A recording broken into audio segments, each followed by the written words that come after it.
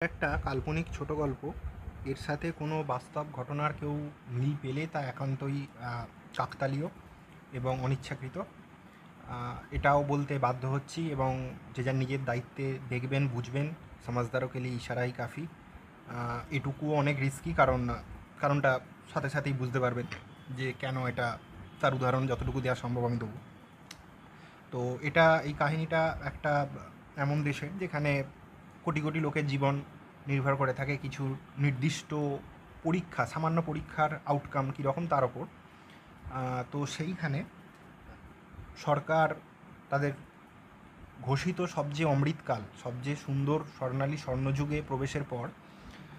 সরাসরি ছাত্রছাত্রীদের ডিমোটিভেট করতে না পেরে সেখানকার সরকার কী করেছিল, সাবভার্সিভ বিভিন্ন অ্যাক্টিভিটিস নিয়েছিল যাতে না লোকে কনফিডেন্স পায় সেই পরীক্ষার ওপর নির্ভর করে থাকতে, যাতে তারা মজদুর হতে আরও বেশি বাধ্য হয়,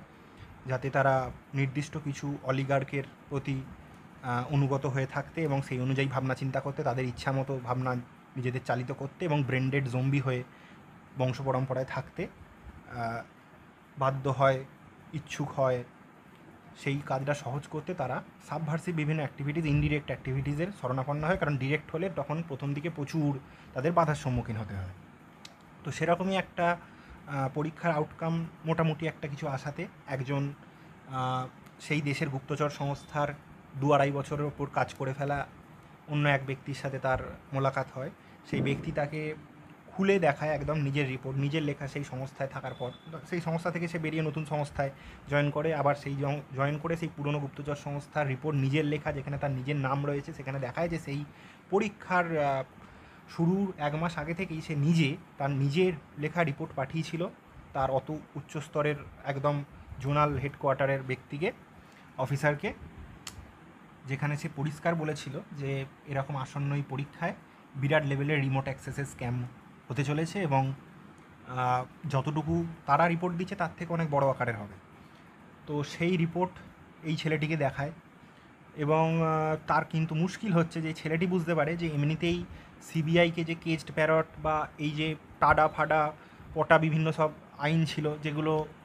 এর আগের অমৃতকালের আগে, যখন দেশ হয়তো পুরোপুরি স্বাধীনও হয়নি অনেকের মতে, সেই সময়েই সেগুলোর কত অপব্যবহার, সেখান থেকে আরও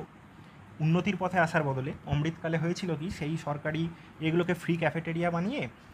তাদের কনভিকশান রেট আরও একদম কমিয়ে তলানিতে পাঠিয়ে, প্রায় জিরোয় পাঠিয়ে, লোকপালের মতোই বা ঢোকপালের মতোই ওই সব করিয়ে তারপর তারা করেছিল কি, সেগুলোকে পুরোপুরি একটা দলীয় কার্যালয়, ফ্রি ক্যাফেটেরিয়া, জনতার টাকায় চলা পরিণত করেছিল, এবং নতুন নতুন আইন এনে পুরনো আইনটাকে বাধ্য হয়ে ড্রাকোনিয়ান আইনগুলোকে, ইংরেজ আমলের আইনগুলোকে বাতিল করে তারা নতুন আইনে নতুন নাম দিয়ে ওল্ড ওয়াইন এনে কেজ নিউ বোটলের মতো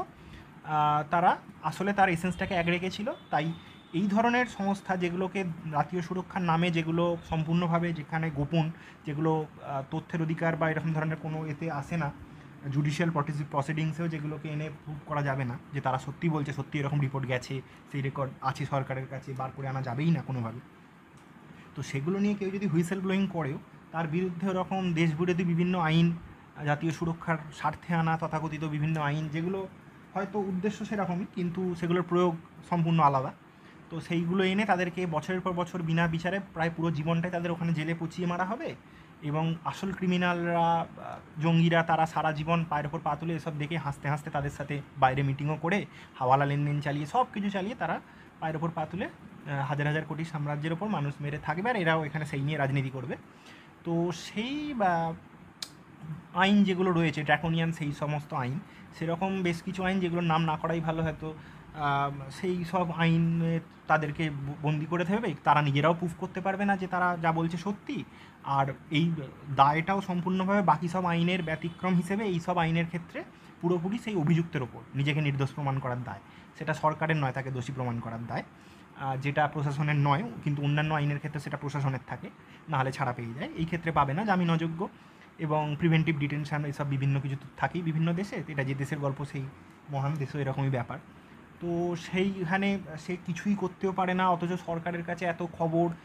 গুপ্তচর সংস্থার পেছনে এত হাজার হাজার কোটি, এত নিয়োগ, সেই সমস্ত তাদেরকে বরাবরই তাদের বিরুদ্ধে অভিযোগ ছিল যে তারা এইসব পলিটিক্যাল কাজই করে, বেশের বেশিরভাগ অংশে তাদেরকে দিয়ে এটাই করানো হয়, কিন্তু সেটা এক্সপোনেনশিয়ালি বাড়িয়ে দেওয়া হয়, কিন্তু সেই ব্যাপারে কেউ কিছুই আসলে করতে পারে না।